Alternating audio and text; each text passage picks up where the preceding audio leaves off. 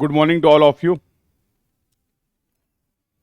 Everyone, please confirm, beta, am I audible? Am I visible clearly to all of you?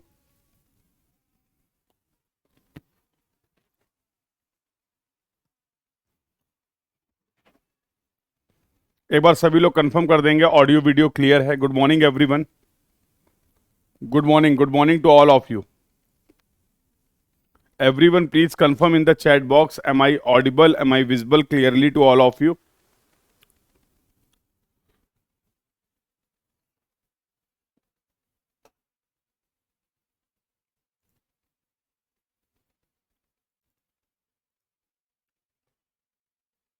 एक बार सभी लोग confirm कर देंगे बेटा ऑडियो वीडियो क्लियर है, सभी को परफेक्ट है audio video, so that we can start. Yes, audio video clear है. Very good. How are you all? कैसे हैं आप सभी लोग? How are you all?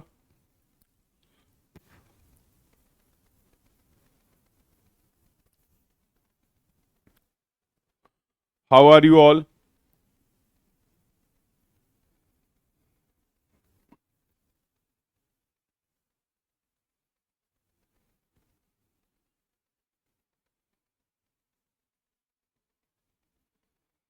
कैसे हो बेटा आप सभी लोग?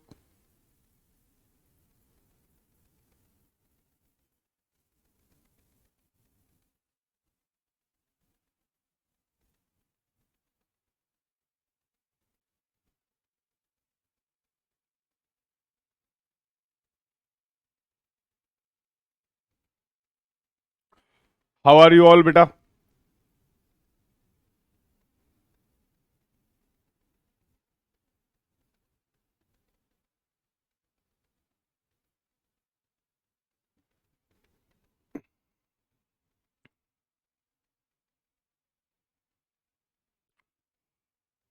तो I hope you all are good and preparing well for our exam. आप सभी लोग ठीक हैं और बहुत ही अच्छे तरीके से अपने एग्जाम की प्रिपरेशन कर रहे हैं.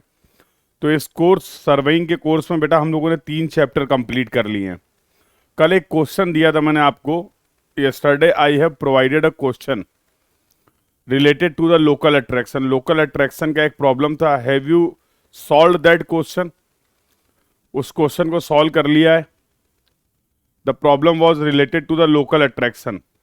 अगर वो क्वेश्चन सभी ने सॉल्व कर लिया है then we can proceed for the next chapter. Otherwise अगर उसमें डिस्कशन रिक्वायर्ड है तो आप मुझे बता दो, so that we can discuss the question in the class. तो क्लास में उस क्वेश्चन को डिस्कस कर लेते हैं इफ रिक्वायर्ड. तो एक बार फटाफट कंफर्म करो जो लास्ट क्लास का क्वेश्चन आपको प्रोवाइड किया गया था related to the local attraction, क्या उस क्वेश्चन को आप सभी लोग सॉल्व कर पाए?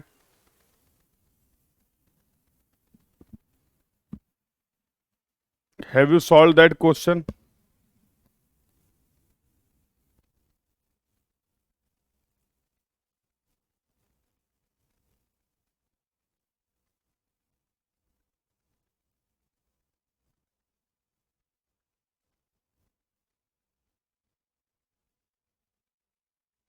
हो गया. लास्ट क्लास में एक आपको क्वेश्चन प्रोवाइड किया गया था related to the local attraction. Have you tried that question at your own?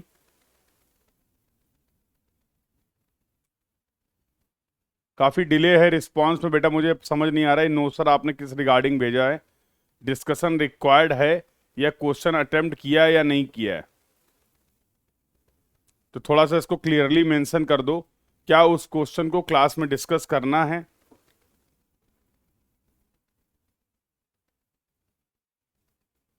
Discussion required है. ओके, ठीक है, डिस्कशन रिक्वायर्ड है. क्वेश्चन अटेम्प्ट किया था ये बताओ. क्वेश्चन को सॉल्व करने की कोशिश करी थी आप लोगों ने?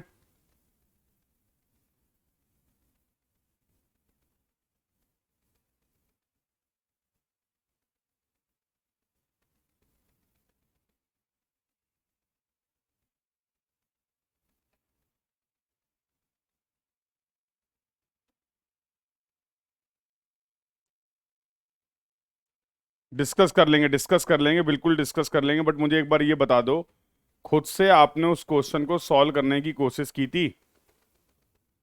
तो नहीं हो पाया क्वेश्चन.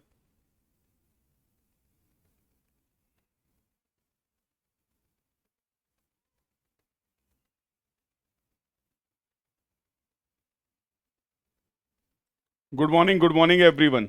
चलिए कोई बात नहीं, तो सबसे पहले उसी क्वेश्चन को डिस्कस कर लेते हैं, then we will proceed further. तो after the discussion of the question then we will go for the next topic, जो कि है हमारा ट्रैवर्स सर्वे। तो क्वेश्चन में कुछ ऐसा दिया गया था, लाइन थी, उस लाइन की फोर बियरिंग थी और उस लाइन की बैक बियरिंग थी। A B, B C, C D, D E और ई ए, ये 5 लाइन थी। 126 डिग्री 45 मिनट, ये था आपका 49 degree 15 minute, okay. 340 degree 30 minute, और ये था आपका 258 डिग्री 30 मिनट, और ये था आपका 212 डिग्री 30 मिनट। बैक बियरिंग भी गिवन है भाई, 308 degree, 227 degree 30 minute, 161 degree 45 minute, 78 degree 30 minute और 31 डिग्री 45 मिनट। आपसे पूछा गया था correct fore bearing of the line BC। इस BC लाइन की करेक्ट फोर बियरिंग क्या होगा? यस बेटा, कर लेते हैं, क्लास स्टार्ट कर लेंगे, बट कुछ लोगों का डाउट है क्वेश्चन में, उनसे सॉल्व नहीं हो पाया है। तो कुछ लोग की ऐसी रिक्वायरमेंट है बेटा, जिनका कहना है कि सर एक बार क्वेश्चन को क्लास में डिस्कस कर लीजिए। तो पहले उस क्वेश्चन का डिस्कशन कंप्लीट कर लेते हैं और उसके बाद फिर नया टॉपिक स्टार्ट करते हैं, ठीक है? क्योंकि क्वेश्चन बहुत इंपॉर्टेंट है, ये सभी एस्पेक्ट्स को कवर करता है आपके लोकल अट्रैक्शन के। तो यही डेटा मैंने कल आपको प्रोवाइड किया था कि यहाँ पर कोई लोकल अट्रैक्शन की वजह से एरर हो गई है, और आपको क्या फाइंड आउट करना है, find out the correct back fore bearing of the line BC। ये सभी जो मेजर्ड वैल्यूज आपको गिवन है, you need to find out the error due to the local attraction. आपको ये चेक करना है कि किस स्टेशन पे लोकल अट्रैक्शन की वजह से एरर है, कितनी एरर है, what is the magnitude of the error, उस एरर का नेचर क्या है, और फाइनली आपको उस करेक्शन को अप्लाई करना है। तो सबसे पहले एरर निकालेंगे, एरर के बेसिस पे हमें करेक्शंस पता चल जाएंगे, and then we need to apply the finally those correction जिनकी हेल्प से हम करेक्ट बियरिंग्स को फाइंड आउट कर पाएंगे। तो सबसे पहला काम हम लोग एक काम करते हैं, इन फोर बियरिंग और बैक बियरिंग का डिफरेंस ले लेते हैं, क्योंकि कहीं पे भी किसी भी सर्वे वर्क में लोकल अट्रैक्शन की प्रॉब्लम है या नहीं, ये जानने का सबसे अच्छा तरीका क्या है। हम जानते हैं कि हर लाइन की फोर बियरिंग और बैक बियरिंग का जो डिफरेंस होता है वो 180 डिग्री होता है।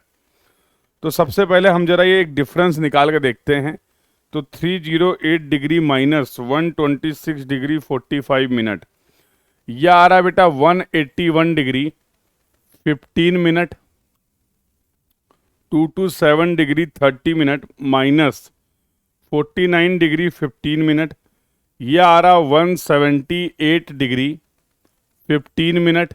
Next 340 degree 30 minute minus 161 degree 45 minute, यह आ रहा 178 degree 45 minute, 258 degree 30 minute minus 78 degree 30 minute, ये डिफरेंस आ रहा 180 degree. 212 degree 30 minute minus 31 degree 45 minute, ये आ रहा 180 डिग्री 45 मिनट। ये डिफरेंस आपने चेक कर लिया। फोर बियरिंग और बैक बियरिंग का डिफरेंस निकाल लिया हर लाइन के लिए। सेम वैल्यूज आ रही हैं बेटा, कैलकुलेशन जरूर चेक करते रहिएगा, कैलकुलेशन जरूर चेक करते रहिएगा, ठीक है? कैलकुलेशन जरूर चेक करते रहिएगा, ठीक है? तो देखो भैया, ये आपने फोर बियरिंग और बैक बियरिंग का डिफरेंस निकाल लिया। जब मैंने फोर बियरिंग और बैक बियरिंग का डिफरेंस देखा तो मुझे पता चला कि सिर्फ एक ऐसी लाइन है जिसके लिए फोर बियरिंग और बैक बियरिंग का डिफरेंस 180 डिग्री आ रहा है। क्या मतलब हुआ इसका? मतलब कंक्लूजन ये हुआ कि फॉर लाइन डीई लाइन के लिए फोर बियरिंग और बैक बियरिंग ये दोनों ही करेक्ट हैं। ये फोर बियरिंग भी करेक्ट है इस लाइन की और ये बैक बियरिंग भी करेक्ट है, और तभी इसी बेसिस पे आप ये बोल सकते हैं कि for the line D E line के लिए फोर बियरिंग और बैक बियरिंग का डिफरेंस 180 डिग्री आ रहा है। यस और नो? बोलो बेटा, ये कंक्लूजन हम ड्रॉ कर सकते हैं। अगर ये फोर बियरिंग भी सही है, अगर ये बैक बियरिंग भी सही है, इसका मतलब क्या मैं ये बोल सकता हूं, बोलो, station D and E R free from local attraction? अगर लाइन डीई के लिए फोर बियरिंग और बैक बियरिंग का डिफरेंस 180 डिग्री आ रहा है, तो क्या मैं ये बोल सकता हूं कि ये बियरिंग फोर बियरिंग भी करेक्ट है, ये बैक बियरिंग भी करेक्ट है? ये फोर बियरिंग आपने मेजर करी होगी स्टेशन डी से, ये बैक बियरिंग आपने मेजर की होगी स्टेशन ई से। अगर दोनों ही ये फोर बियरिंग और बैक बियरिंग करेक्ट हैं, तो क्या इसका ये मतलब हुआ कि both the station D and E R free from the local attraction? बोलो, क्या ये कंक्लूजन हम ड्रॉ कर सकते हैं based on this concept? Confirm करते रहिए बेटा, आपका कंफर्मेशन रिक्वायर्ड है, इसीलिए पूछ रहा हूं मैं। हर एक स्टेप के बाद आपका कंफर्मेशन रिक्वायर्ड है। अगर बातें आप तक पहुंच पा रही हैं, अगर आप कंसेप्ट को समझ पा रहे हैं, तो प्लीज कंफर्म करते रहिए। इस बैच में स्टार्टिंग से मैं ये रिक्वेस्ट कर रहा हूं कि बेटा be responsive in the class, but कहीं ना कहीं रिस्पॉन्स बहुत कम है। तो अगेन फिर से मैं एक बार बोल रहा हूं बेटा, कोई भी कंसेप्ट है उसको अगर आप समझ पा रहे हैं तो भी बता दीजिए, कहीं कोई डाउट आ रहा है तो भी बता दीजिए, ताकि ये डिस्कशन बहुत स्मूथ चले।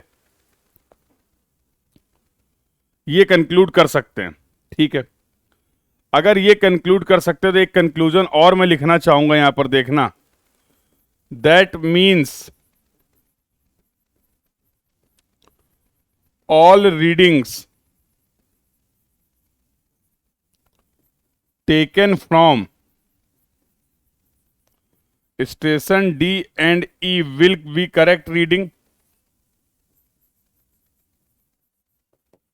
अगर स्टेशन डी और E free from local attraction हैं, if station D and E from are free from the local attraction, इसका मतलब स्टेशन डी और ई से जितने भी मेजरमेंट आपने किए हैं वो सभी के सभी मेजरमेंट भी सही होंगे।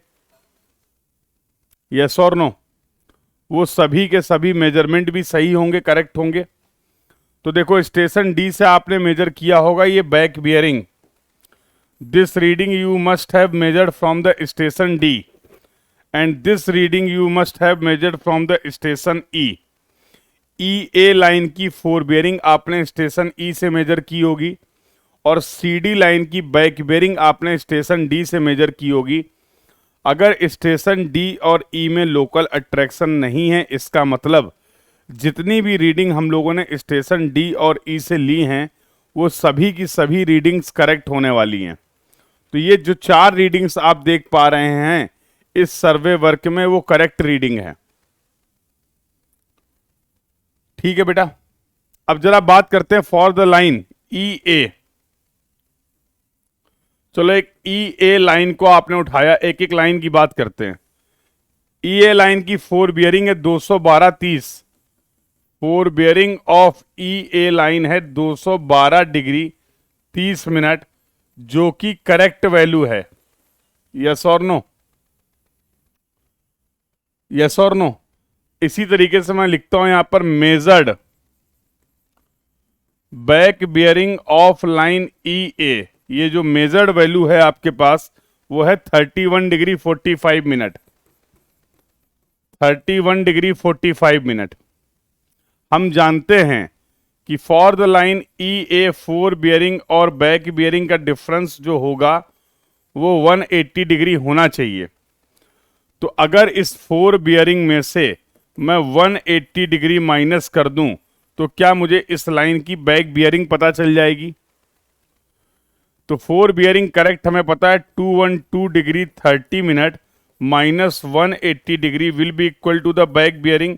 तो यहां से इस लाइन की बैक बियरिंग जो कि होगी true value 212 degree 30 minute minus 180 degree, ये आ रहा 32 degree 30 minute. 32 degree 30 minute is going to be the correct value. Line E A के लिए जो करेक्ट बैक बियरिंग होगी वो 32 डिग्री 30 मिनट होगी। मेजर्ड वैल्यू क्या है? मेजर्ड वैल्यू है 31 डिग्री 45 मिनट। तो क्या मैं लिख सकता हूं एरर एट स्टेशन? किस स्टेशन पे एरर है? ई पे एरर है नहीं, ए पे एरर है। तो एरर होती है measured value minus true value. Measured value है 31 डिग्री 45 मिनट और ट्रू वैल्यू है 32 डिग्री 30 मिनट। तो ये एरर आ जाएगी माइनस की 0 डिग्री 45 मिनट।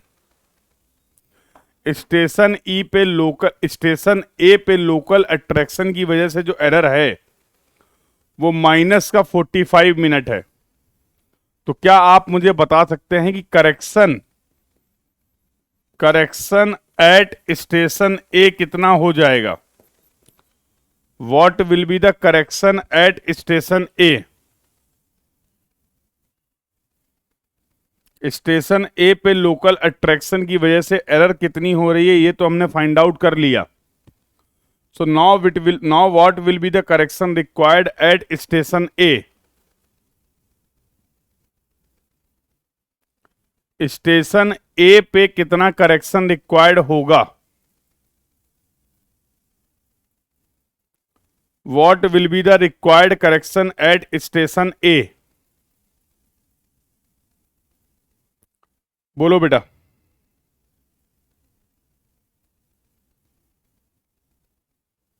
अरे अगर आपको स्टेशन ए पे एरर पता चल गई है तो क्या करेक्शन की वैल्यू भी बता पाएंगे? What will be the correction required at station A?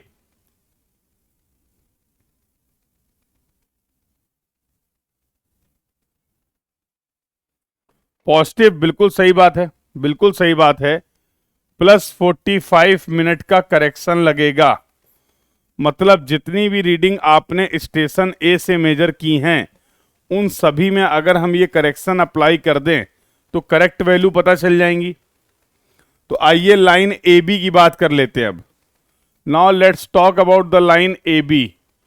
Measured value of fore bearing. इस लाइन की फोर बियरिंग की मेजर्ड वैल्यू क्या है? 126 degree 45 minute. 126 degree 45 minute. Measured back bearing कितनी है? 308 degree. Measured value of back bearing जो दे रखी गई है वो दे रखी गई है 308 degree. Correction at station A कितना है? प्लस का 45 मिनट अभी निकाला आपने। Correction at A is plus का 45 मिनट।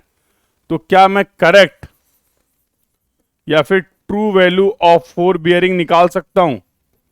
तो 126 डिग्री 45 मिनट में अगर 45 मिनट का करेक्शन अप्लाई कर दें तो 127 degree 30 minute.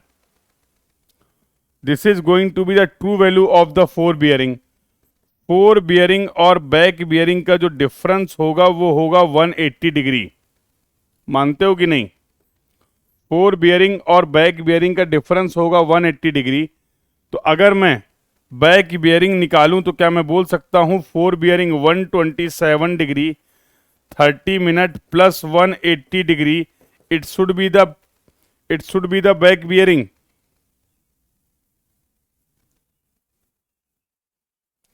360 degree 30 minute. 360 degree 30 minute is going to be the correct back bearing. ये एरर आप कर रहे हैं स्टेशन बी पे। तो फॉर स्टेशन बी के लिए एरर हो रही है measured value minus true value. Measured value थी 308 डिग्री की और ट्रू वैल्यू आ रही है 307 डिग्री 30 मिनट। तो एरर आ रही है पॉजिटिव 30 मिनट।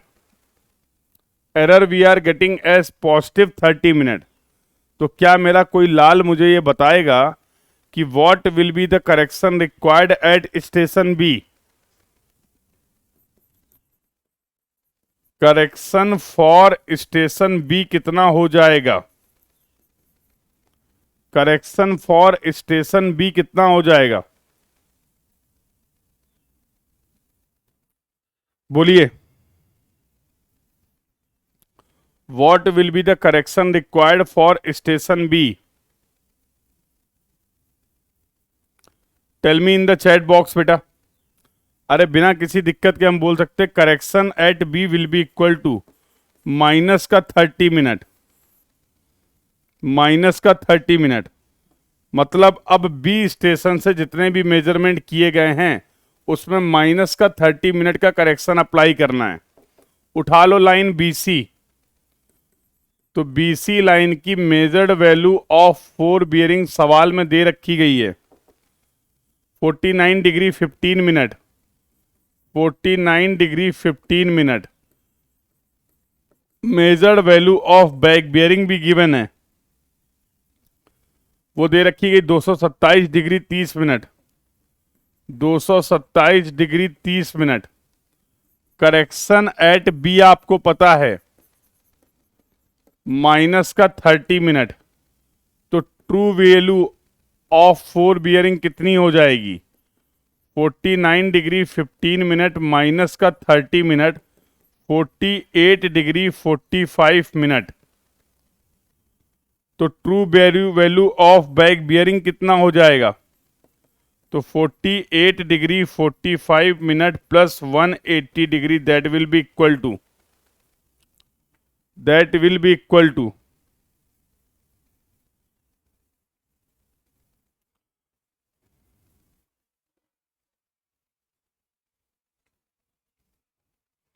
228 45 228 degree 45 minute.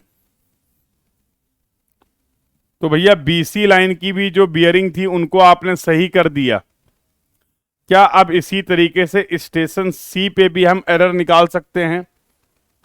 क्या हम इसी तरीके से स्टेशन सी पे भी करेक्शन निकाल सकते हैं और उस करेक्शन को अप्लाई करके सीडी लाइन की करेक्ट फोर बियरिंग पता कर सकते हैं? हमसे सवाल में पूछा गया था इस बीसी लाइन की करेक्ट फोर बियरिंग क्या होगी, वो आंसर हम लोगों ने निकाल लिया है। बीसी लाइन की करेक्ट फोर बियरिंग होगी 48 degree 45 minute. The correct fore bearing of the line BC will be equal to 48 degree 45 minute. तो what will be the answer? बोलो भाई आंसर क्या होगा? 48 degree 45 minute will be the answer. तो options आपको provide किए गए होंगे ए बी सी डी। ऐसा कौन सा कंसेप्ट है, ऐसा कौन सा फॉर्मूला है जो हम लोगों ने यहां पर यूज किया है और जो आपको पता नहीं था?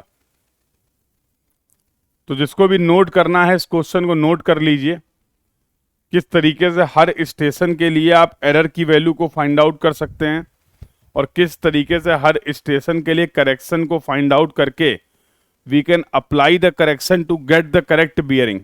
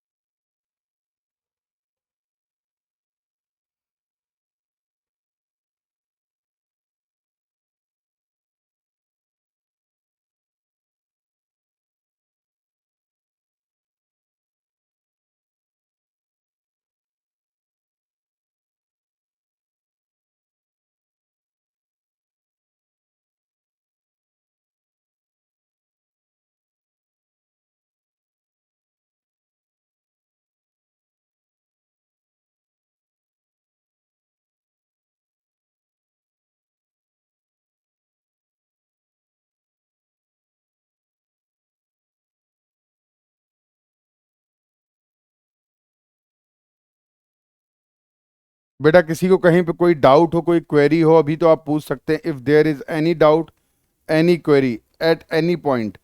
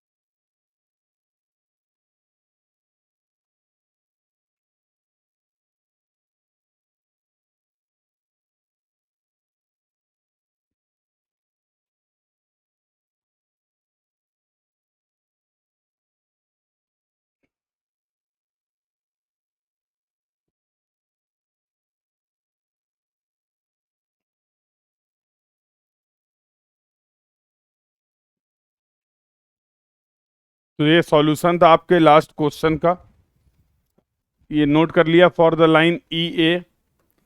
Similarly for the line A B line के लिए भी हम लोग निकाल सकते हैं। Just note down for the line A B.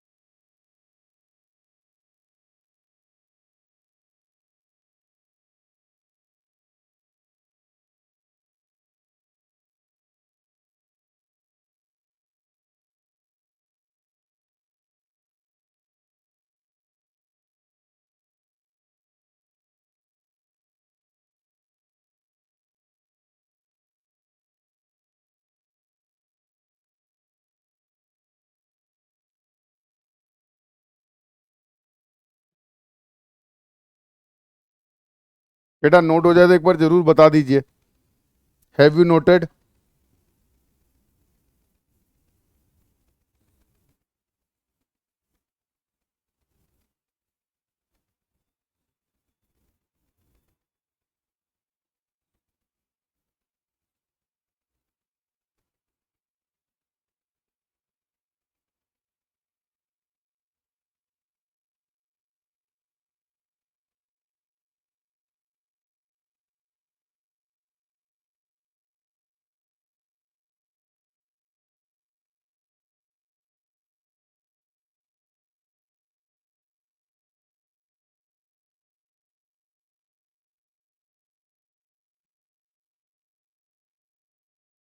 तो ये आपने ए बी लाइन के लिए पूरी कैलकुलेशन देखी। ईए लाइन के लिए हम लोगों ने कैलकुलेशन देखी। Now similarly you can find the calculation for the line B C. तो इसको नोट कर लीजिए और कंफर्म कर दीजिए। नोट कर लिया और डिस्कशन अगर क्लियर है then we can proceed further. अरे भैया समझ आया या नहीं आया? कोई बताएगा चैट बॉक्स में? Have you got the entire concept of the local attraction?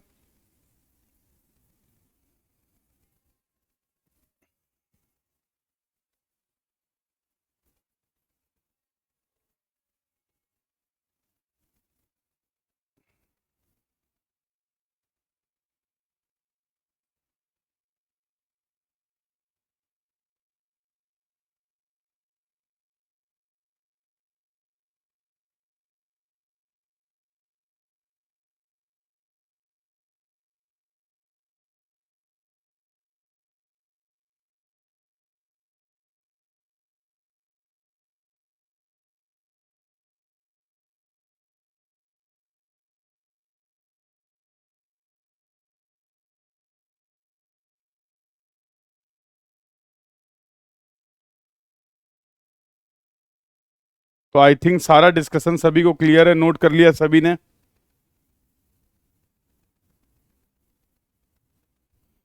चलिए बहुत बढ़िया, तो ये डिस्कशन था। I hope the discussion is clear to everyone.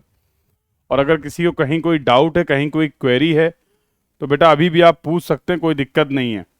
तो अब हम लोग नया टॉपिक स्टार्ट करने जा रहे हैं। This is our chapter number 4, और चैप्टर नंबर 4 का नाम है ट्रैवर्स सर्वे। चैप्टर नंबर 4 का नाम है ट्रैवर्स सर्वेइंग। तो स्टार्ट करें ट्रैवर्स सर्वेइंग का discussion. Should be start our discussion for the traverse surveying? बोलिए।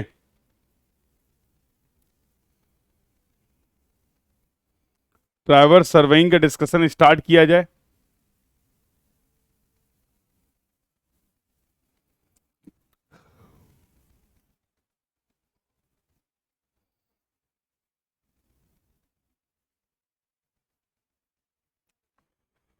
चलिए, तो सबसे पहले समझते हैं ट्रैवर्स होता क्या है।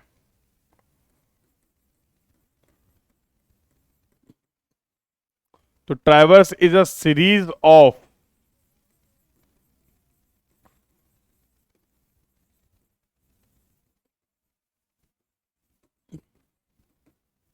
ट्रैवर्स को आपने कैसे डिफाइन किया? It is the series of connected survey lines. देखो ट्रैवर्स सर्वे की जरूरत कहां पड़ती? फॉर एग्जाम्पल ये क्या था, ये एक कोई पॉन्ड है।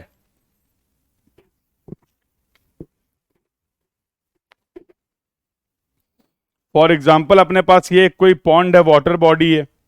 अब हम सभी जानते हैं कि वाटर बॉडी में चैन और टेप की हेल्प से तो मेजरमेंट कर पाना हमारे लिए संभव नहीं होगा। यस और नो?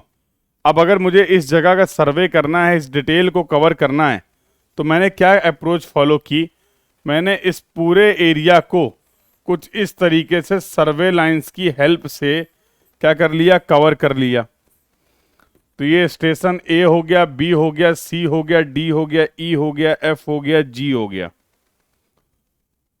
तो यहां पर इस पूरे एरिया की डिटेल को कलेक्ट करने के लिए, मेजरमेंट को परफॉर्म करने के लिए मैंने क्या करा? इस पूरे एरिया को बहुत सारी सर्वे लाइंस की हेल्प से क्या कर दिया? कनेक्ट कर दिया। और इस तरीके से हमने इस पूरे एरिया को कवर कर रहे हैं जहां का भी सर्वे करना है। एग्जाम्पल के लिए मैंने आपको ले लिया पॉन्ड। ये जो ग्रीन कलर से तुम देख पा रहे हो, क्या देख पा रहे हो? A B C D E F G A, ये है एक ट्रैवर्स। अभी के लिए हम लोग बोल सकते हैं ये है एक traverse, where A B line is connected to B C line, B C line is connected to C D line, C D line is connected to D E line, D E line is connected to E F line, E F line is connected to F G line, और F G line is connected to G A line. मुद्दे की बात यह है कि जब कभी भी हम ट्रैवर्स सर्वे करेंगे तो हमें कौन कौन से मेजरमेंट परफॉर्म करने पड़ेंगे? तो ट्रैवर्स सर्वे के केस में बेटा we need to perform the two types of the measurement. हमें दो तरीके के मेजरमेंट परफॉर्म करने होते हैं। एक होता है लीनियर मेजरमेंट और एक होता है एंगुलर मेजरमेंट। लीनियर मेजरमेंट में हम क्या करने वाले हैं? हम इन सभी लाइन की लेंथ को मेजर कर सकते हैं। L1, L2, L3, L4, L5, L6, L7. In this way we can measure the length of all these line. इन सभी लाइन की लेंथ को हमने मेजर कर लिया। सिमिलरली क्या मैं हर लाइन की बियरिंग्स को भी मेजर कर सकता हूं? बोलो भाई। तो लीनियर मेजरमेंट और एंगुलर मेजरमेंट की हमें जरूरत पड़ती है in the case of traverse survey. Sir showing no signal, कहां चला गया सिग्नल?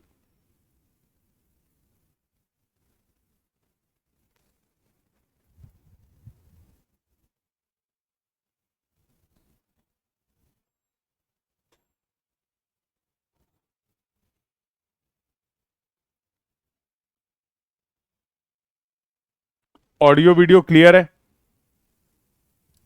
ऑडियो वीडियो क्लियर है बेटा? एक बार कंफर्म कर देना।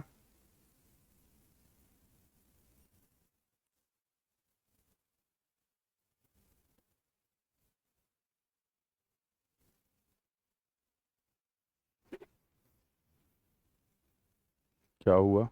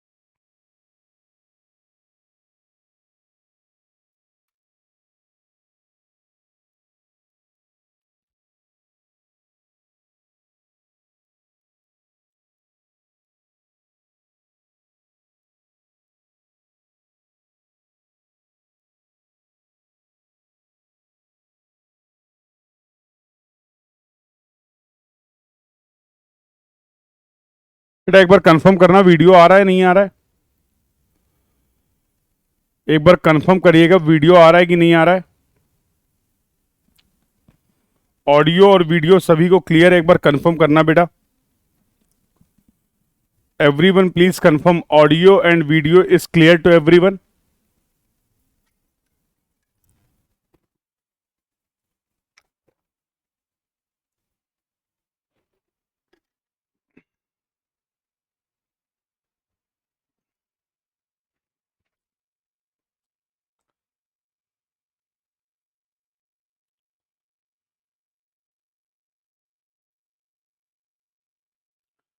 बेटा एक बार सभी लोग कंफर्म कर देंगे ऑडियो वीडियो क्लियर है, ऑडियो वीडियो क्लियर है। कहां तक क्लियर था बताना, क्या बता रहा था मैं, कहां तक का डिस्कशन आपने देख लिया था एक बार बताना।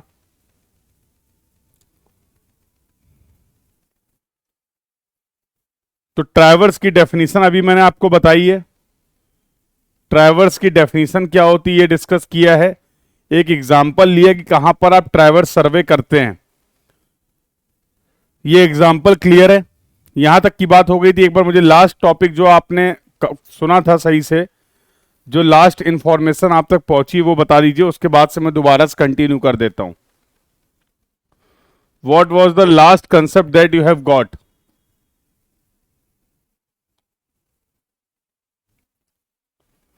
बोलिए बेटा।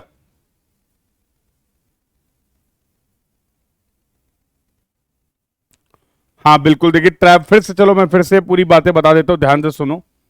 तो ट्रैवर्स आपने बोला sir series of the connected survey lines, कहां पर सुटेबल होगा? जब कहीं कोई ऑब्स्ट्रक्शन है, कोई ऐसा ऑब्जेक्ट है जहां पर लीनियर मेजरमेंट या एंगुलर मेजरमेंट परफॉर्म कर पाना पॉसिबल नहीं था, तो आपने उस पूरे फीचर को कवर कर लिया with the help of the series of survey line. In survey lines की हेल्प से आपने कनेक्ट किया, तो आपने बोला सर ये जो आप देख पा रहे हैं A B C D E F G A is the traverse, ये सर हमारा एक ट्रैवर्स है, क्योंकि यहां पर ए बी लाइन कनेक्टेड है बीसी लाइन से, B C line is connected to the C D line and so on, and all these A B B C and C D are the survey lines. ये आपकी सभी A B B C C D क्या हैं? सर्वे lines हैं। Linear measurement की अगर बात करें ट्रैवर्स में, तो हमें इन सभी लाइन की लेंथ मेजर करनी है। उस लेंथ को आपने रिप्रेजेंट किया L1, L2, L3 की हेल्प से, और हम सभी इन लाइंस की बियरिंग्स को भी मेजर कर सकते हैं। तो देखो ट्रैवर्सिंग के लिए दो तरीके के मेजरमेंट रिक्वायर्ड हैं, लीनियर मेजरमेंट और एंगुलर मेजरमेंट। तो ट्रैवर्सिंग आप बहुत सारे इंस्ट्रूमेंट की हेल्प से कर सकते हैं। इन जनरल अगर मैं बोलूं, जब कभी भी मैं ट्रैवर्स सर्वे करूंगा तो मुझे एक ऐसा इंस्ट्रूमेंट की रिक्वायरमेंट है जिसकी हेल्प से मैं लीनियर मेजरमेंट परफॉर्म कर सकूं, और मुझे एक ऐसे इंस्ट्रूमेंट की रिक्वायरमेंट है जिसकी हेल्प से मैं एंगुलर मेजरमेंट परफॉर्म कर सकूं। यस और नो? क्योंकि सिर्फ यही दो तरीके के मेजरमेंट है जो आपको एक ट्रैवर्स सर्वे में रिक्वायर्ड है। तो जनरली हम सर्वे कैसे करते हैं पहले यही समझ लेते हैं, मेजरमेंट कैसे करते हैं, और ये बात आपको ऑलरेडी पता है। तो अगर मैं फील्ड बुक की बात करूं कि ट्रैवर्स सर्वे का फील्ड बुक कैसा दिखेगा, तो ये आप ऑलरेडी जानते हैं। लाइन होगी, उसमें लाइन की लेंथ होगी, फोर बियरिंग होगी और बैक बियरिंग होगी। अगर आप ट्रैवर्सिंग कर रहे हैं with the help of the compass, तो this is going to be the format for the field book. This is going to be the format for the field book. यह आपके field book का एक format होगा। तो different different lines होंगी, तो different different lines, A B line के लिए, बी सी लाइन के लिए, सी डी लाइन के लिए, डी ए लाइन के लिए, आप हर लाइन की लेंथ को मेजर कर लेंगे with the help of the chain और टेप। तो चैन और टेप की हेल्प से मैंने इसकी लेंथ मेजर कर ली, L1, L2, L3 and L4। Yes, और कंपास की हेल्प से, फॉर एग्जांपल अभी हम लोगों ने कंपास के बारे में पढ़ा है, तो कंपास की हेल्प से हम इन सभी लाइंस की बियरिंग्स को भी मेजर कर लेंगे। तो लेट्स से 4 बियरिंग को आप रिप्रेजेंट कर रहे हैं theta 1, theta 2, theta 3 and theta 4। Similarly back bearing भी आप मेजर कर सकते हैं, हर लाइन की 2 बियरिंग हम मेजर करते हैं in the case of compass सर्वे। तो ये आपका हो गया let's say alpha 1, alpha 2, alpha 3 and alpha 4। तो कुछ इस तरीके से फील्ड मेजरमेंट करके आपको इस ट्रैवर्स का डेटा रिकॉर्ड करना है, और इस डेटा की हेल्प से अब मैं इस ट्रैवर्स को पेपर में भी प्लॉट कर सकता हूं। मतलब फाइनली मैं इस जगह का मैप प्रिपेयर कर सकता हूं, यस और नो। तो ये है आपका फील्ड मेजरमेंट, जैसा हम लोगों ने कंपास सर्वे के केस में किया था वैसा ही कुछ फील्ड मेजरमेंट, फील्ड ऑब्जर्वेशंस आपको रिकॉर्ड करने हैं in the case of traverse survey also. यहां तक की कहानी सभी को क्लियर है? The discussion till now is clear to everyone? The discussion till now is clear to everyone, yes और no?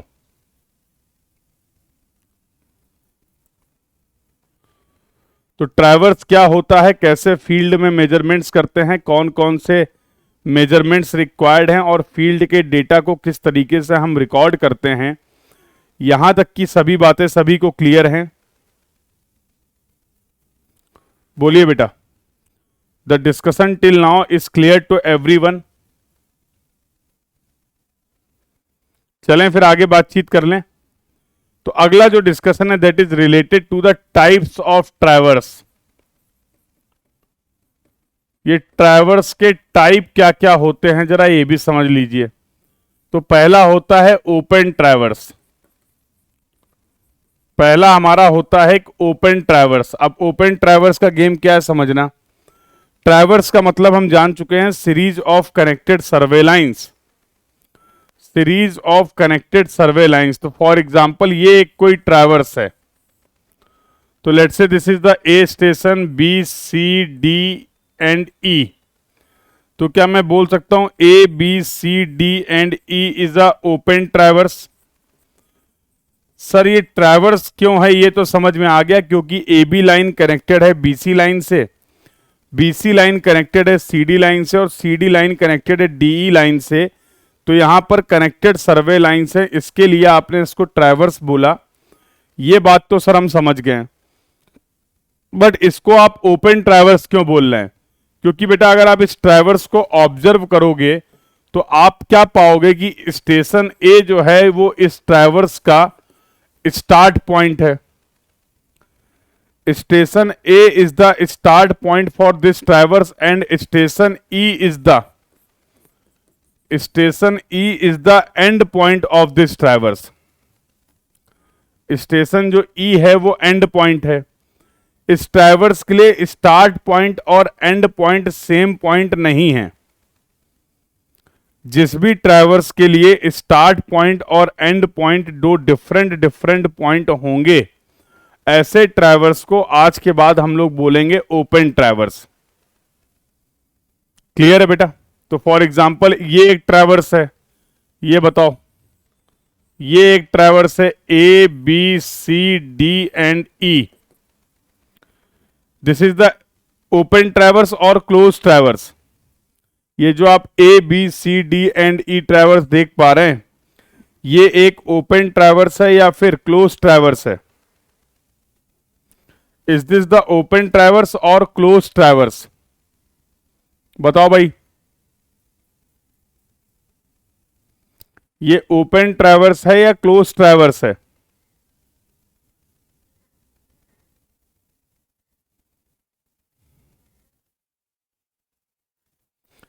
Is this open traverse और क्लोज ट्रैवर्स?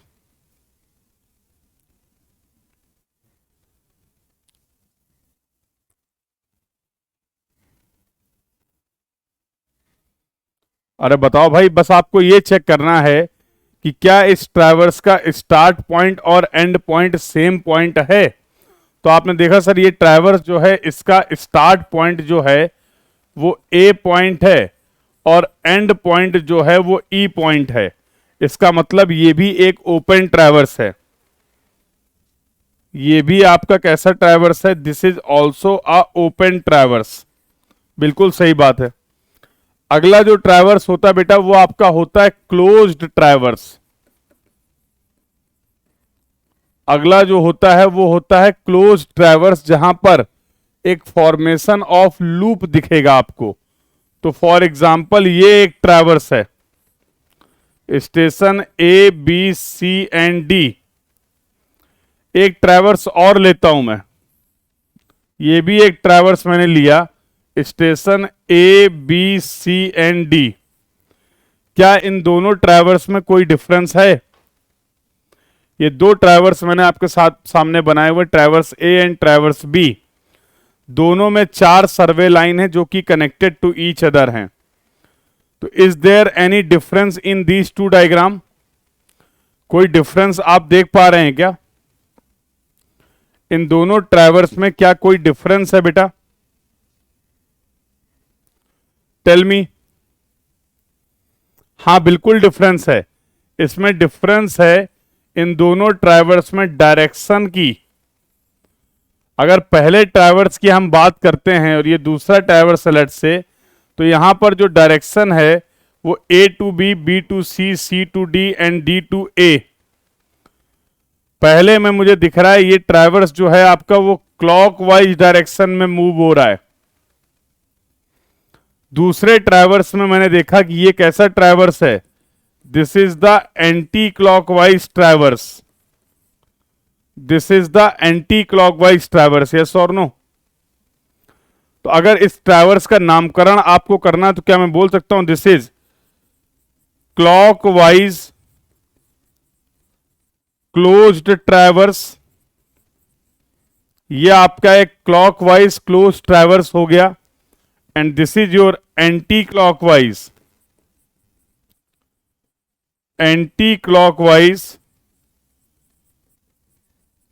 Closed traverse. ये आपका एक एंटी क्लॉकवाइज क्लोज ट्रैवर्स है।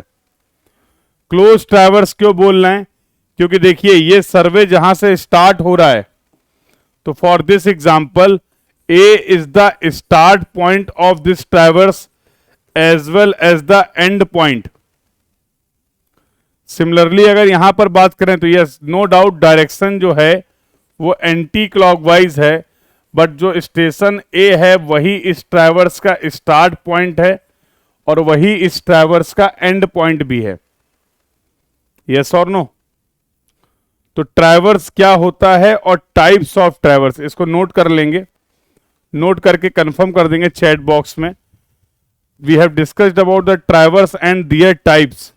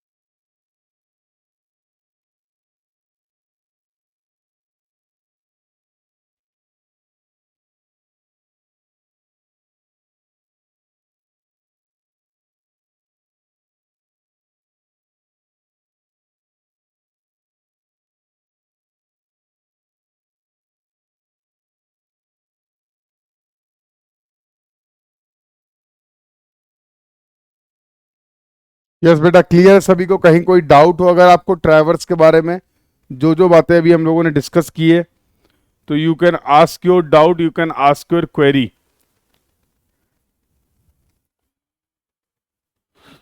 तो यहां तक का ट्रैवर्स का डिस्कशन सभी को क्लियर है? चलिए फिर आगे बातचीत कर लेते हैं। बहुत इंपॉर्टेंट टॉपिक है बेटा, ध्यान से समझना, बहुत सिंपल टॉपिक है और अच्छा क्वेश्चंस आपको यहां से देखने को मिलते हैं इन योर एग्जाम। तो let's see the further discussion, आगे बातचीत कर लेते हैं। देखिए, अब इस ट्रैवर्स के हर सर्वे लाइन के लिए हम लोग एक टर्म डिफाइन करने जा रहे हैं। तो पहला टर्म है लैटिट्यूड। अब जरा ये समझो, अभी पहले समझ लेते हैं टर्म होते क्या है, फिर इनका हम लोग यूज भी देख लेंगे कि क्यों हम लोग बातचीत कर रहे हैं लैटिट्यूड की, क्यों हम लोग डिफाइन कर रहे हैं डिपार्चर, इसका यूज क्या है, ये भी हम लोग बातचीत कर देंगे। फॉर एग्जाम्पल बेटा, ये कोई एक लाइन है एल और इसका ये एंगल दे रखा गया थीटा।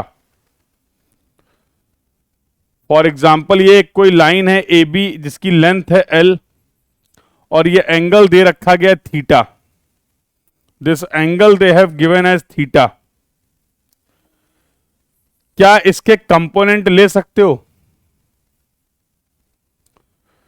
क्या इसके कंपोनेंट ले सकते हो? जी सर, बिल्कुल ले सकते हैं।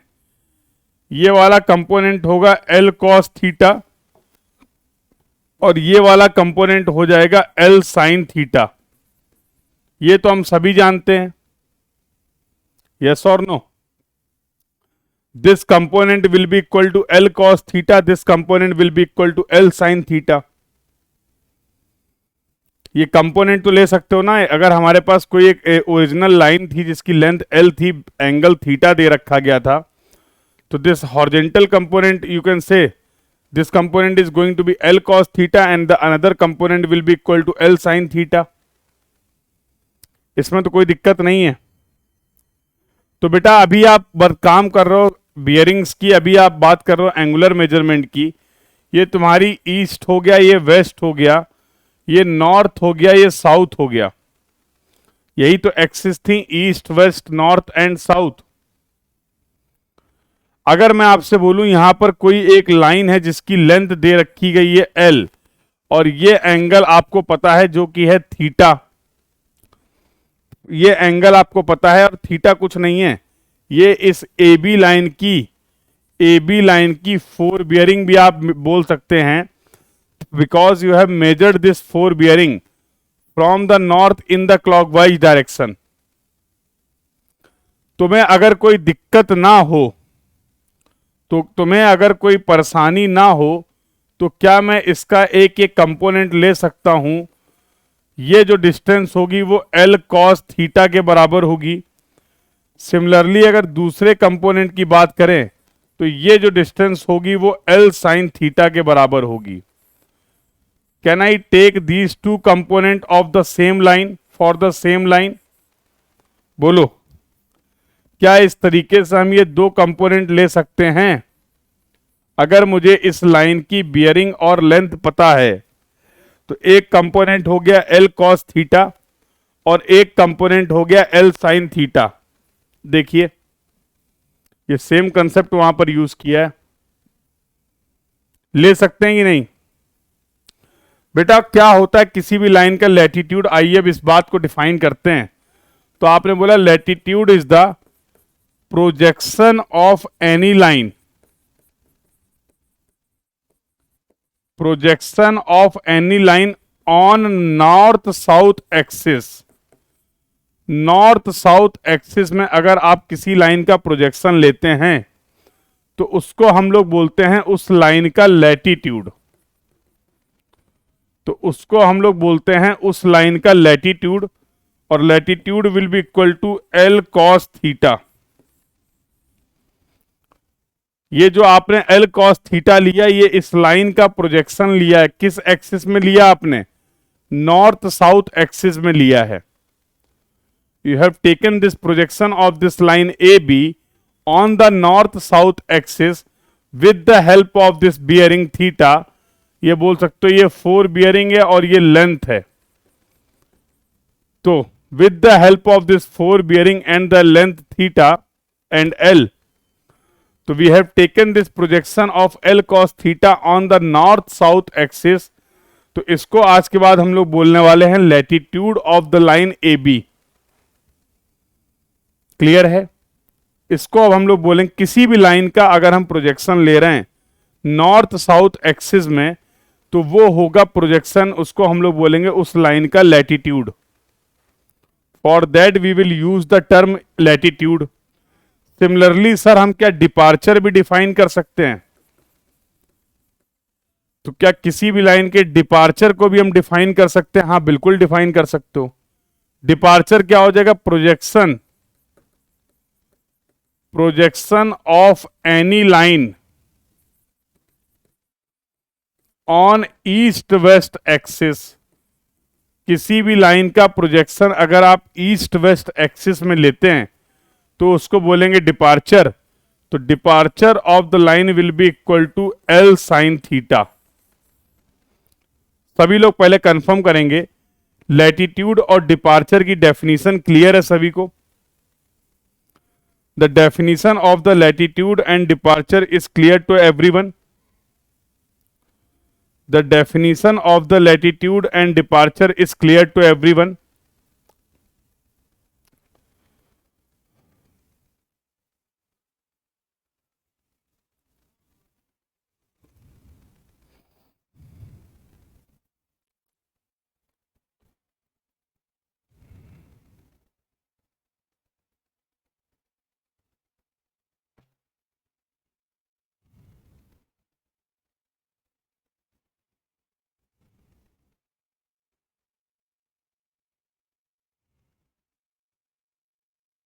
फिर से रिपीट कर दूं बेटा, कोई एक लाइन थी ए बी, देखो उस लाइन की लेंथ को आप मेजर कर सकते हो। ये एक कोई लाइन थी लेंथ, जिसकी लेंथ थी एल, और इसकी फोर बियरिंग तो हम मेजर कर सकते हैं ना। किसी भी लाइन की फोर बियरिंग को आप मेजर कर सकते हैं, और फोर बियरिंग होती है एंगल फ्रॉम द नॉर्थ, अगर डब्ल्यूसीबी सिस्टम में हम बात कर रहे हैं, और हम स्टार्टिंग से ही बात ही कर रहे हैं ज्यादातर डब्ल्यूसीबी सिस्टम में। तो किसी भी लाइन की बियरिंग को आप डब्ल्यूसीबी सिस्टम में जब आप रिप्रेजेंट कर रहे थे, तो आपने बोला था sir we will measure the angle from the north in the clockwise direction. तो इस लाइन की पोजीशन को डिफाइन करने के लिए आपने एक तो इसकी फोर बियरिंग मेजर कर ली, और दूसरा इसकी लेंथ मेजर कर ली, लेंथ एल है। तो अगर ये लेंथ एल है, ये एंगल थीटा, तो ये कंपोनेंट येलो वाला कंपोनेंट एल कॉस थीटा हो जाएगा। जैसे यहां पर अगर ये लेंथ एल थी, ये एंगल थीटा था जो आपने ग्रीन लाइन से मेजर किया था, तो ग्रीन वाला कंपोनेंट एल कॉस थीटा हो गया था।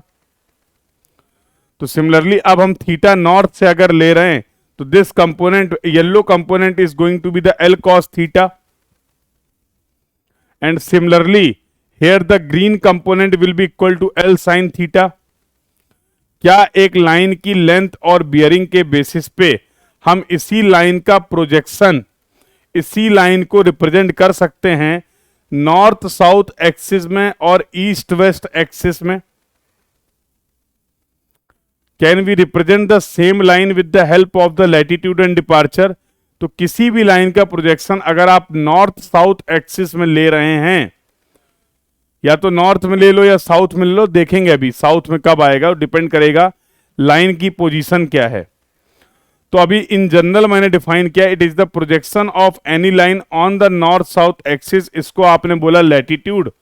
और जब हम किसी भी लाइन का प्रोजेक्शन ईस्ट वेस्ट एक्सिस में ले रहे हैं, when we are considering the projection of any line on the east west axis, इसको आपने बोल दिया departure.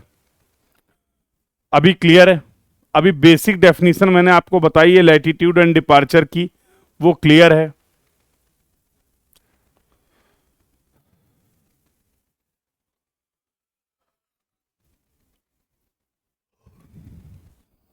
Basic definition of the latitude and departure is clear to everyone? बोलो भाई।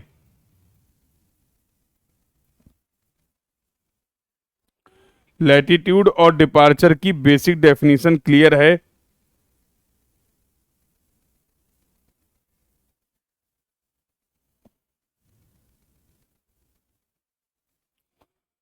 The basic definition of latitude and departure is clear to everyone? अब ये line तो कहीं पे भी प्रेजेंट हो सकती है, तो और भी केस देखते हैं, जरा ध्यान से समझना। तो फॉर एग्जाम्पल ये आपका ईस्ट हो गया, ये वेस्ट हो गया, ये नॉर्थ हो गया, ये साउथ हो गया। चलो कई लाइन ले लेते हैं, हर क्वाड्रेंट में एक लाइन ले लेते हैं। तो फॉर एग्जाम्पल ये लाइन हो गई ओ ए, ये लाइन हो गई ओ बी, ये लाइन हो गई ओ सी, और ये लाइन हो गई ओ डी। ये 4 लाइनें ले ली। वी हैव कंसीडर्ड, इनकी लेंथ पता है और बियरिंग भी पता है। अगर ओ ए, पहले एक एक लाइन को समझना, ओ ए लाइन का प्रोजेक्शन लेना है तो this is the angle theta. तो तुम्हें नहीं लगता this is going to be the latitude of the line O A? ये इस लाइन ओ ए का लैटिट्यूड हो जाएगा, लैटिट्यूड, यस और no? And similarly this is going to be the departure. बोलो, ओ बी लाइन की अगर बात करें तो if I talk about the line O B, तो this is going to be the latitude and this will be the departure. Colour change कर देते ताकि कंफ्यूजन ना रहे। चलो एक ही कलर, एक लाइन के लिए एक कलर लेते हैं। ओसी लाइन के लिए अगर बात करें तो projection we will take on the south, तो this is going to be the latitude and this is going to be the departure. OD line के अगर लिए हम बात करते हैं तो this is going to be the latitude and this is going to be the departure, yes और no?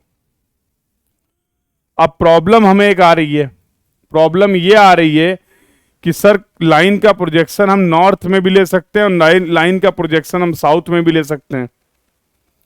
तो हो जाएगा कंफ्यूजन कि सर आप कहां पर, देखो किसी भी लाइन को रिप्रेजेंट करने के लिए या तो उसकी लेंथ पता हो और बियरिंग पता हो। तो लेंथ और बियरिंग से आप लाइन की पोजीशन के बारे में पता कर पा रहे थे। अब मैं आपको यह बताना चाह रहा हूं कि अगर आपको लाइन की लेंथ और बियरिंग नहीं भी पता है, केवल आपको उसका लैटिट्यूड और डिपार्चर पता है, तो भी आप उस लाइन को लोकेट कर पाएंगे बिना किसी एरर के। तो अभी वो एग्जाम्पल भी मैं एक्सप्लेन करूंगा, बट पहले समझ लेते हैं कि लैटिट्यूड और डिपार्चर का बेसिक गेम क्या है। जैसे पहली लाइन का लैटिट्यूड मैंने लिया है नॉर्थ में, ओडी लाइन का लैटिट्यूड मैंने लिया है साउथ में। दोनों ही लैटिट्यूड जो हमने लिए हैं वो नॉर्थ और साउथ एक्सिस में लिए हैं। तो भैया कंफ्यूजन हो रहा है ना, तो इस कंफ्यूजन को दूर करने के लिए हमने क्या किया, हमने बोला आज के बाद जितने भी लैटिट्यूड हम नॉर्थ में लेंगे उनको पॉजिटिव लैटिट्यूड बोलेंगे, और जितने भी लैटिट्यूड हम साउथ में लेंगे उनको निगेटिव लैटिट्यूड बोलेंगे। ये एक साइन कन्वेंशन ले लिया। सिमिलरली जितने भी डिपार्चर हम लोग ईस्ट में लेंगे उनको पॉजिटिव डिपार्चर बोलेंगे, और जितने भी डिपार्चर हम लोग वेस्ट में लेंगे, जितने भी प्रोजेक्शन हम लोग वेस्ट में लेंगे उनको निगेटिव डिपार्चर बोल देंगे। उनको हम लोग क्या बोल देंगे? निगेटिव डिपार्चर बोल देंगे। ठीक है, तो अब आप मुझे बताओ, केवल मुझे बस ये बता दो कि लैटिट्यूड और डिपार्चर का साइन क्या होगा। ये डायग्राम आपके सामने है। हर लाइन के लिए ओबी, ओ ए के लिए, ओबी के लिए, ओसी के लिए और ओडी के लिए लैटिट्यूड और डिपार्चर का साइन क्या होगा, बस ये बता दो। Refer the diagram, analyse the diagram and tell me what will be the nature of the latitude and departure of all these lines.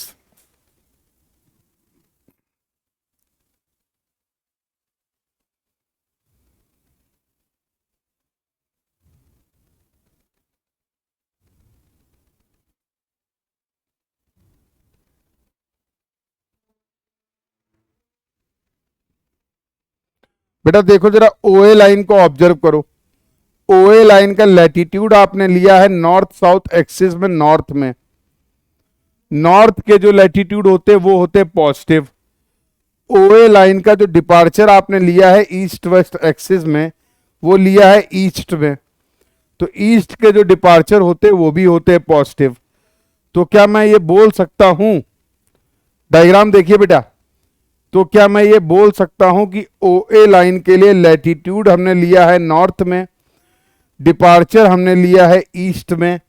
North के लैटिट्यूड पॉजिटिव, ईस्ट का डिपार्चर पॉजिटिव।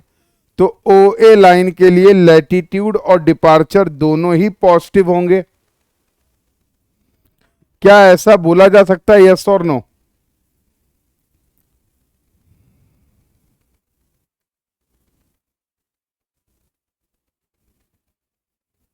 क्या ऐसा बोला जा सकता है, यस और नो?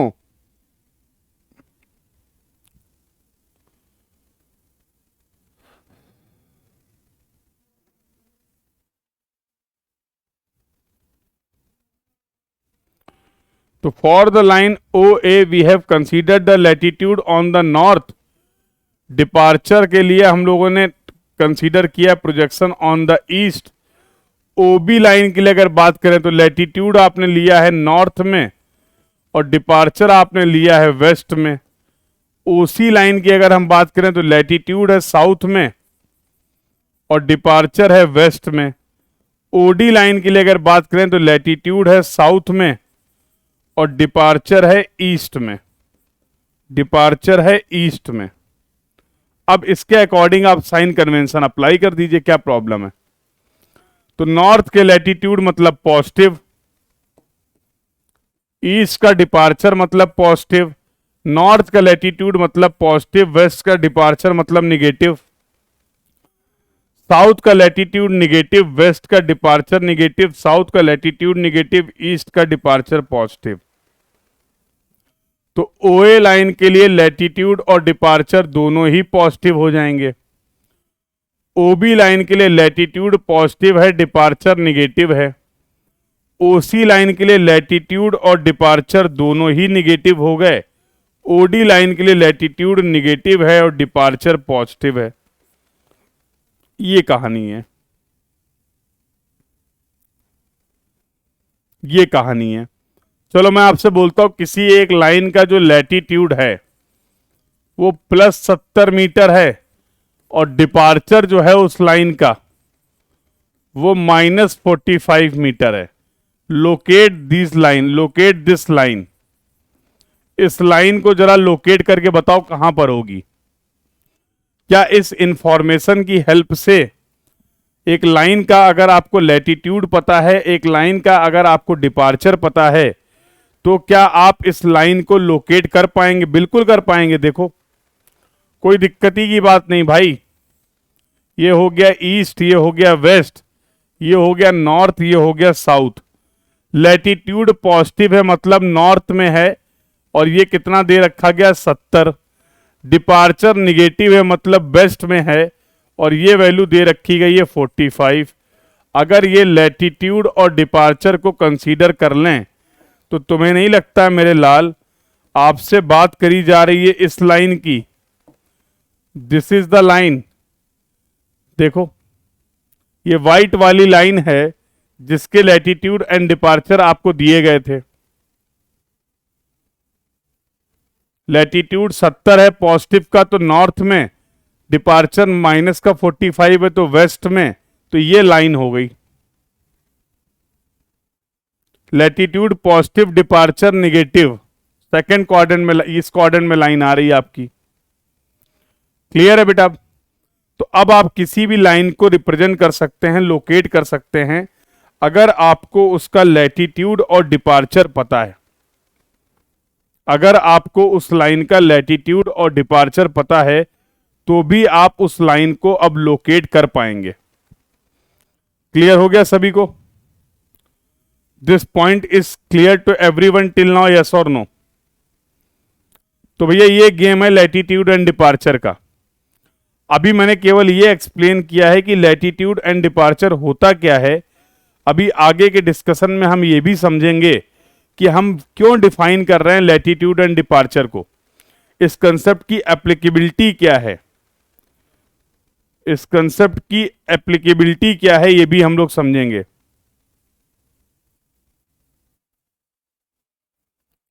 क्लियर है बेटा यहां तक की सभी बात सभी को? बोलो एक बार कंफर्म करो, तो फिर आगे और सबसे इंपॉर्टेंट डिस्कशन की बात कर लेते हैं। If the discussion till now is clear to everyone, then we can proceed further. चलिए, आई होप डिस्कशन क्लियर होगा। तो क्या बोला आपने, लेट्स सी, लैटिट्यूड आपने क्या बोला, projection of A line on the north south axis is called the latitude. जो प्रोजेक्शन आप नॉर्थ में ले रहे हैं उनको हम लोग नॉर्थिंग भी बोल सकते हैं और उनको हम लोग पॉजिटिव कंसीडर करते हैं। जो लैटिट्यूड आप साउथ में ले रहे हैं उसको हम लोग साउथिंग और निगेटिव एक्सप्रेशन के साथ एक्सप्लेन कर सकते हैं। सिमिलरली बेटा अगर बात करें डिपार्चर की, तो आपने बोला sir it is the projection of any line on the east west axis. अगर ईस्ट पे प्रोजेक्शन ले रहे हैं तो इसको आपने बोला पॉजिटिव या फिर ईस्टिंग, और वेस्ट पे अगर आप ले रहे हैं तो इसको आपने बोला वेस्टिंग या फिर निगेटिव। तो ईस्ट के प्रोजेक्शन पॉजिटिव हो गए, वेस्ट के प्रोजेक्शन क्या हो गए, निगेटिव हो गए। तो ये तो कंसेप्ट था लैटिट्यूड एंड डिपार्चर का। और अब लैटिट्यूड एंड डिपार्चर की हेल्प से भी मैं किसी भी लाइन को लोकेट कर सकता हूं। कैसे लोकेट कर सकता हूं, ये मैंने अभी आपको इस एग्जांपल की हेल्प से बताया। ये भी मैंने आपको बताया कब किस कंडीशन पे लैटिट्यूड पॉजिटिव होगा, डिपार्चर पॉजिटिव होगा, कब किस क्वाड्रेंट में latitude positive, departure negative, latitude and departure both will be negative, और लैटिट्यूड निगेटिव होगा और डिपार्चर पॉजिटिव होगा। ये कंडीशन भी मैंने आपको सारी एक्सप्लेन की with the help of this slide. तो आई होप ये कहानी भी सभी को क्लियर है। अब देखो इसका यूज। अब तुम्हें दिखाते हैं इस टॉपिक का सबसे इंपॉर्टेंट जो डिस्कशन है। अच्छा एक चीज ध्यान रखना, जब कभी भी हम लैटिट्यूड एंड डिपार्चर को डिफाइन करते हैं तो देखो अब एक प्रॉब्लम है कि लैटिट्यूड अगर नॉर्थ में है तो पॉजिटिव है, लैटिट्यूड अगर साउथ में है तो निगेटिव है। तो इस तरीके से अगर हम मैन्युअली साइन अप्लाई करेंगे कि कब लैटिट्यूड पॉजिटिव होगा, कब लैटिट्यूड निगेटिव होगा, तो हमें आएगी दिक्कत।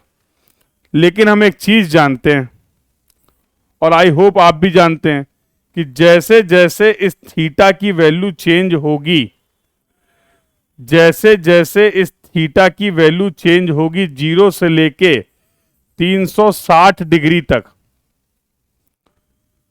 तो साइन और कॉस के जो टर्म होते हैं, साइन और जो कॉस के टर्म होंगे उनके साइन भी चेंज होंगे। मानते हो कि नहीं मानते हो? As the value of theta will change, the sign of the sine and cos will also change. अरे साइन 90, साइन 180, साइन 270, साइन 360, जब आप इस तरीके से 0 से 360 डिग्री में घूमेंगे तो साइन जो का टर्म है उसका प्लस माइनस चेंज होगा या नहीं होगा? उसका प्लस माइनस चेंज होगा या नहीं होगा, बता दो। यस और नो? सिमिलरली जैसे जैसे ये एंगल चेंज होगा तो ये कॉस का नेचर भी चेंज होगा, ये कॉस का नेचर भी चेंज होगा। यस और नो? तो हम एक काम करते हैं, क्यों ना आज हम ये डिसाइड कर लें, क्यों ना हम आज ये फिक्स कर लें कि जब कभी भी मुझे किसी भी लाइन का लैटिट्यूड एंड डिपार्चर डिफाइन करना होगा तो उस लैटिट्यूड और डिपार्चर को डिफाइन करने के लिए हम हर बियरिंग को WCB में लेंगे। और WCB में हम जानते हैं in the case of WCB system किसी भी लाइन की जो बियरिंग होती है वो 0 से लेके 360 डिग्री तक वेरी करती है। किसी भी लाइन की जो बियरिंग होगी वो 0 से लेके 360 डिग्री तक वेरी करती इन the case of WCB system.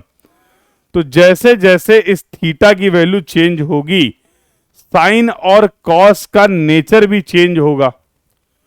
तो मुझे किसी भी तरीके से मैन्युअली साइन अप्लाई करने की जरूरत नहीं पड़ेगी। अगर लैटिट्यूड निगेटिव होगा depending upon the position of the line तो अपने आप वो निगेटिव निकल के आ जाएगा। अगर डिपार्चर निगेटिव होगा, डिपार्चर पॉजिटिव होगा, depending upon the position of the line you will also get the latitude and departures natures also। कब ऐसा हो पाएगा? जब आप किसी भी लाइन का लैटिट्यूड एंड डिपार्चर कैलकुलेट करेंगे उसकी फोर बियरिंग की हेल्प से, और उस फोर बियरिंग को अगर आप कंसीडर करते हैं WCB सिस्टम में तो वही लिखा हुआ है for the calculation of latitude and departure if the bearing theta is considered in WCB then nature, ये प्लस और minus of the latitude and departure will be taken care by the cos theta and sine theta respectively and we don't assign need to assign the nature manually. अगर आप latitude and departure को calculate करने के लिए किसी भी line की bearing को WCB सिस्टम में कंसीडर कर रहे हैं तो फिर आपको लैटिट्यूड और डिपार्चर के लिए अलग से मैनुअली साइन अप्लाई नहीं करने पड़ेंगे, क्योंकि जैसे जैसे थीटा की वैल्यू चेंज होगी कॉस के टर्म का नेचर और साइन के टर्म का नेचर भी जो होगा वो क्या हो जाएगा, ऑटोमेटिकली चेंज हो जाएगा। ये नोड पॉइंट क्लियर है कि नहीं, कंफर्म करो। This node point is clear to everyone, yes और no? This node point is clear to everyone, yes or no?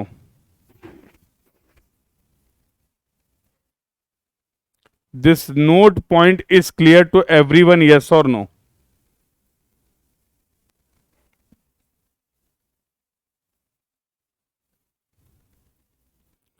तो ऐसा हम क्यों कर रहे हैं? Why we are considering all the bearings in WCB system for the calculation of latitude and departure? I hope this point is clear to everyone. चलिए, तो अब सबसे इंपॉर्टेंट डिस्कशन कर लेते हैं। अब हम लेते हैं एक close traverse.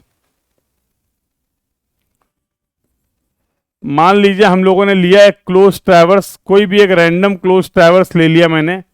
For example this is the close traverse, ये ए है, ये बी है, ये सी है और ये डी है। बेटा ध्यान से समझना, इस चैप्टर का, इस टॉपिक का सबसे इंपॉर्टेंट डिस्कशन हम लोग करने जा रहे हैं। ये ट्रैवर्स हमारा कैसा ट्रैवर्स है? तो हमने देखा क्या ये ट्रैवर्स जहां से स्टार्ट हो रहा है घूम फिर के वहीं पे आ रहा है क्या? तो यस, इस ट्रैवर्स के लिए ए जो है वो स्टार्ट पॉइंट है और इसी ट्रैवर्स के लिए ए जो है वो एंड पॉइंट भी है। मतलब ये ट्रैवर्स एक क्लोज लूप का फॉर्मेशन कर रहा है। डायरेक्शन वाइज अगर बात करें तो ये एक क्लॉक वाइज ट्रैवर्स है। डायरेक्शन वाइज अगर हम लोग बात कर रहे हैं बेटा तो ये क्लॉक वाइज ट्रैवर्स है। पूरा अगर कंप्लीट नेम की बात करें तो हम लोग बोल सकते हैं this is the clock wise closed traverse. हम लोग बोल सकते हैं this is the clock wise closed traverse, yes और no? We can say it is the clockwise closed traverse। यहां पर लाइन है ABBC, हर लाइन की चलो लेंथ मेजर कर लेते हैं। तो मान लो मुझे हर लाइन की लेंथ पता है L1, L2, L3, L4 और सभी लाइन की बियरिंग्स भी पता हैं इन WCB सिस्टम। तो बेटा जरा ध्यान से देखना, क्या अब मैं हर लाइन का लैटिट्यूड एंड डिपार्चर डिफाइन कर सकता हूं? और जिस समय भी आप लैटिट्यूड एंड डिपार्चर डिफाइन कर रहे हैं तो डायरेक्शन ऑफ सर्वे का जरूर ध्यान रखिए। अब यहां पर डायरेक्शन ऑफ सर्वे क्या है? क्लॉकवाइज है। यहां पर डायरेक्शन ऑफ सर्वे क्या है बेटा? क्लॉकवाइज है। We will move from A to B, then B to C and then C to D।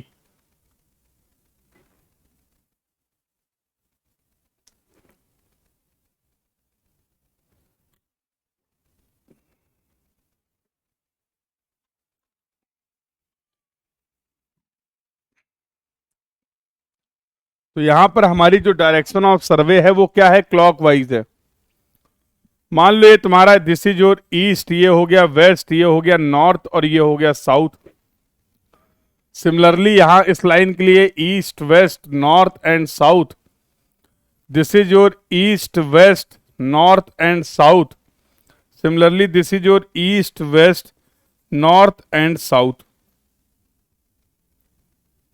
This is your east, west, north and south.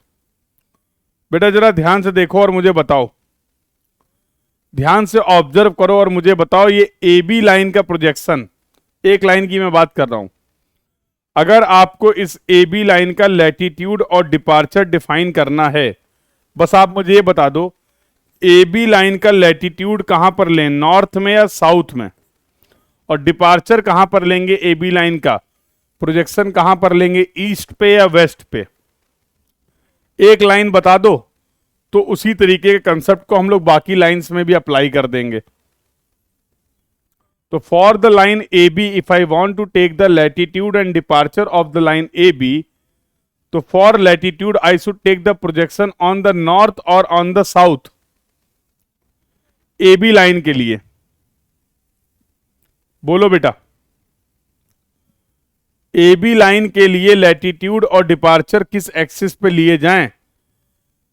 A B line जो है हमारी वो नॉर्थ ईस्ट क्वाड्रेंट में लाई कर रही है।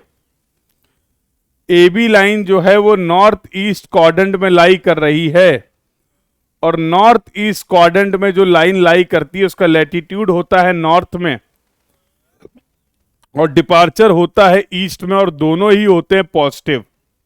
देखो देखो, क्लियर है कि नहीं? तो बेटा अगर मैं यहां पर इसी लैटिट्यूड एंड डिपार्चर को डिफाइन करूं, लैटिट्यूड एंड डिपार्चर को अगर डिफाइन करूं ए बी लाइन के लिए, तो क्या मैं, let me use the colour, क्या मैं बोल सकता हूं this is going to be the latitude? यही इस लाइन का लैटिट्यूड होने वाला, this is going to be L1, और ये पॉजिटिव होगा। बोलो, सिमिलरली अगर मुझे इस लाइन का डिपार्चर डिफाइन करना है तो कहना इससे this is going to be the departure, this is going to be the departure, और ये भी पॉजिटिव होगा क्योंकि ईस्ट में ले रहे हैं। बोलिए, या इसको आप यहां से हटा के यहां रिप्रेजेंट करिए तो ज्यादा बेटर रहेगा। तो this is going to be the departure of the line 1 plus D1, yes और नो? क्या पहली लाइन का लैटिट्यूड और डिपार्चर इस तरीके से डिफाइन कर सकते हैं? जरा दूसरी लाइन को ऑब्जर्व करो, ये साउथ ईस्ट क्वाड्रेंट में है। दूसरी लाइन जो है वो हमारी साउथ ईस्ट क्वाड्रेंट में है। देखो, लैटिट्यूड होगा नॉर्थ में निगेटिव, साउथ में, डिपार्चर होगा ईस्ट में पॉजिटिव। जो नेक्स्ट लाइन है हमारी वो साउथ ईस्ट क्वाड्रेंट में है। देखिए, the next line is on the south east quadrant, तो क्या मैं सिमिलरली ये इसका बोल सकता हूं this is going to be the departure plus D2 and this is going to be the latitude minus L2। बोलिए, सिमिलरली जो हमारी थर्ड लाइन है वो साउथ वेस्ट क्वाड्रेंट में है, तो लैटिट्यूड विल बी निगेटिव, तो this is going to be minus L3, departure भी वेस्ट पे होगा, तो this is going to be minus D3। अगली जो लाइन है वो हमारी नॉर्थ वेस्ट क्वाड्रेंट में है, तो लैटिट्यूड जो इसका होगा वो होगा प्लस L4, डिपार्चर जो होगा वो होगा वेस्ट में, तो डिपार्चर होगा माइनस का L4, माइनस का D4। बोलिए, तो एक क्लोज ट्रैवर्स हम लोगों ने लिया जहां पर 4 लाइनें थी। एक क्लोज ट्रैवर्स हम लोगों ने लिया जहां पर 4 लाइन थी, A B B C C D और डी ए। इन सभी लाइंस के लिए बेटा मैंने लैटिट्यूड और डिपार्चर को डिफाइन किया। तो अब बताओ क्या मैं लिख सकता हूं algebraic summation of all the latitude क्या होगा इस ट्रैवर्स के लिए? इन सभी लाइंस के लैटिट्यूड का अगर हम अलजेब्रिक समेशन लें तो plus L1 minus L2 minus L2 minus का L3 माइनस का L3 और प्लस का L4, इसकी वैल्यू कितनी हो जाएगी? और algebraic summation of all the departure अगर हम यहां पर ले लें तो प्लस का D1 प्लस का D2 माइनस का D3 और माइनस का D4। ये डायग्राम देखकर आप मुझे बताओ इस ट्रैवर्स के लिए सभी लैटिट्यूड्स का अलजेब्रिक समेशन कितना होगा और सभी डिपार्चर्स का अलजेब्रिक समेशन कितना होगा? डायग्राम आपके सामने है।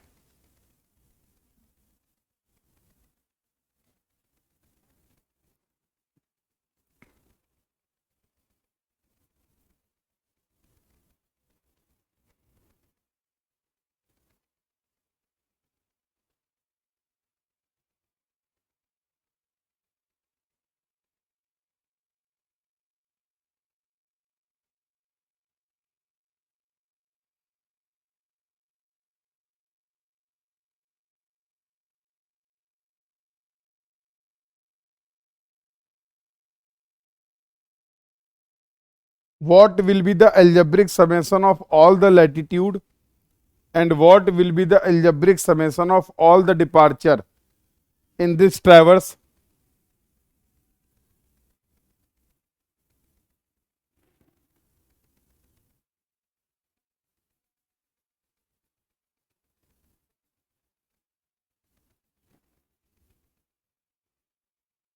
अरे बेटा ध्यान से देखो इस डायग्राम में, आपको नहीं लग रहा है L1 और L4 का जो समेशन होगा वो L2 और L3 के बराबर होगा, बट L1 और L4 पॉजिटिव हैं और L2 और L3 निगेटिव हैं। तो अगर हम साइन के साथ इनका अलजेब्रिक समेशन लेते हैं तो सभी लैटिट्यूड का अलजेब्रिक समेशन क्या आ जाएगा?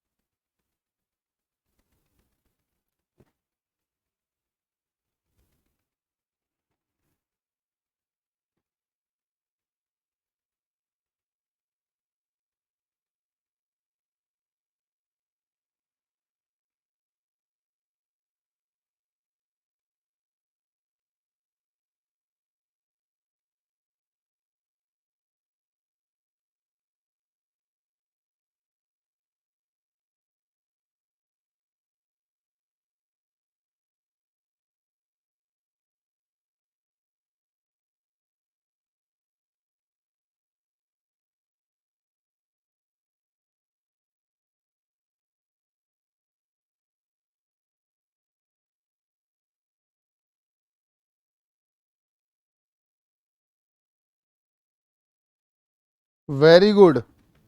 अरे भैया इसमें क्या दिक्कत आ रही है? विचार का तो आंसर आ गया, व्हाट अबाउट अदर्स? अरे यार क्या कर रहे हो तुम लोग? देखो चलो तुम्हारी सहूलियत के लिए मैं 4 पॉइंट इनको भी डिफाइन कर देता हूं।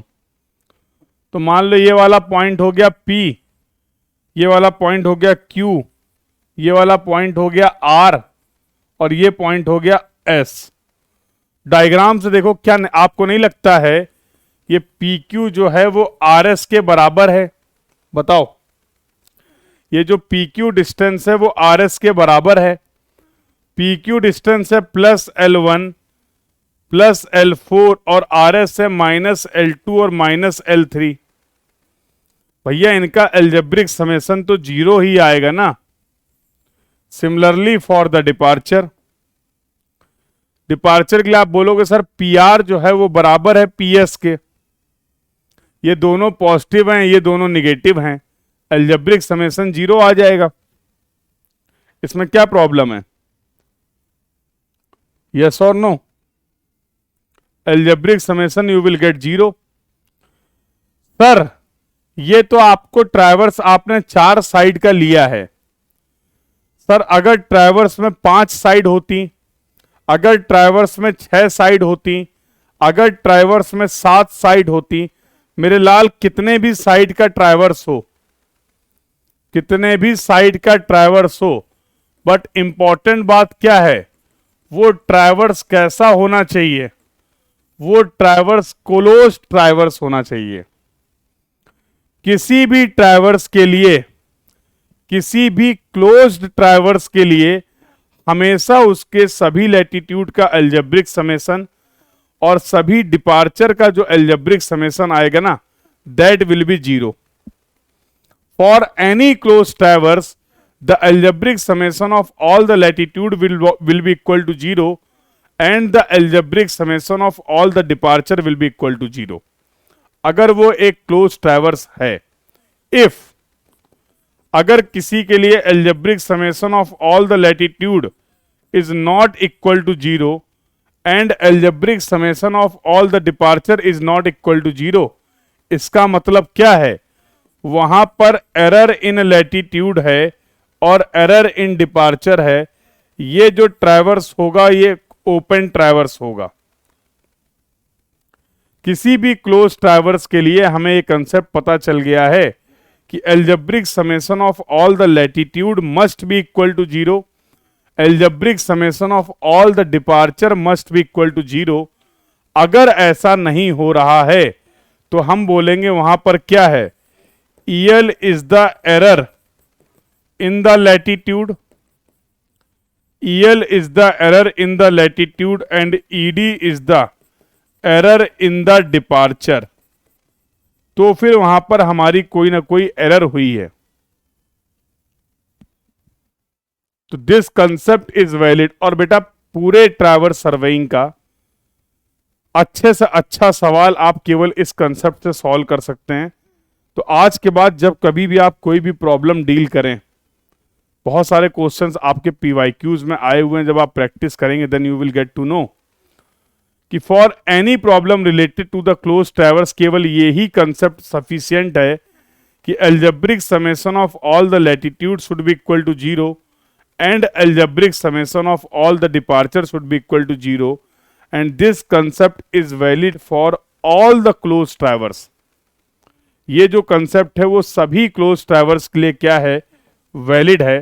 तो ये तो मैंने आपको एक्सप्लेन कर दिया। आप चाहें तो एक होम असाइनमेंट में 5 साइड का क्लोज ट्रैवर्स ले लो या 6 साइड का क्लोज ट्रैवर्स ले लो, कितने भी साइड का आप एक क्लोज ट्रैवर्स ले लो और चेक करके देखना क्या उसके लिए भी इस कंसेप्ट की हेल्प से आप ये देख पा रहे हैं कि algebraic summation of all the latitude 0 आ रहा है या नहीं आ रहा है, या algebraic summation of all the departure 0 आ रहा है या नहीं आ रहा है।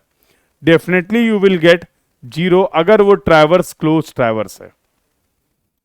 तो in this way we have completed our discussion. आज की क्लास में बेटा जो हम लोगों ने बातचीत कर ली वो ट्रैवर्स सर्वे के लिए बात कर ली, लैटिट्यूड क्या होता है, डिपार्चर क्या होता है, टाइप्स ऑफ ट्रैवर्स क्या होते हैं, ओपन ट्रैवर्स क्या होता है, क्लोज ट्रैवर्स क्या होता है, क्लॉकवाइज क्लोज ट्रैवर्स कैसा होता है, एंटी क्लॉकवाइज क्लोज ट्रैवर्स कैसा होता है, और उसके बाद एक क्लोज ट्रैवर्स की आपने एनालिसिस करी और आपने बोला कि सर अगर कोई भी ट्रैवर्स क्लोज ट्रैवर्स है तो उसके लिए algebraic summation of all the latitude must be equal to 0 and algebraic summation of all the departure must be equal to 0 for any closed traverse।